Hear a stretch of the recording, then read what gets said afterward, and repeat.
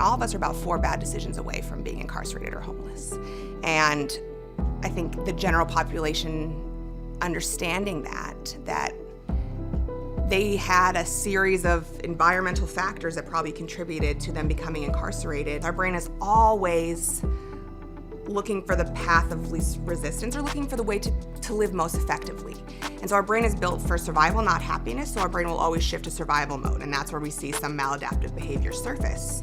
But I wholeheartedly believe that the brain can change, and it's an injury. So if somebody experiences post-traumatic stress injury, it's an injury that can be healed. It's not forever. The challenge becomes is when it goes untreated. It's like if you roll your ankle, then you start to favor the other leg.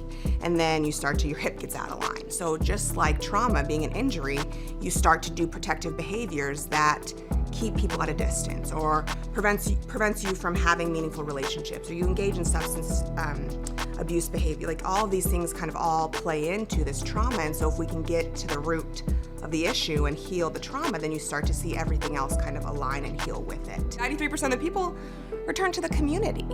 And so while they're incarcerated, another misconception is that giving inmates programs, I've gotten feedback about, think about their victims, right? We're treating the inmates, we're giving the inmates these opportunities when they've created victims. Yeah, that's accurate, right? But if we don't give them opportunities while they're incarcerated, they're gonna create more victims.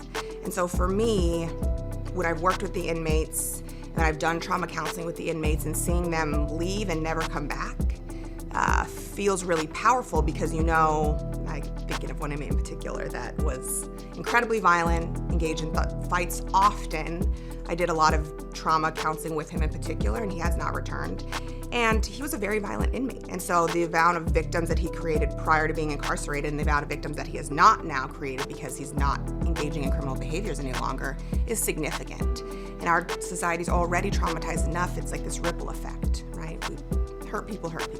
So if we create pain over and over again, our whole society is pain.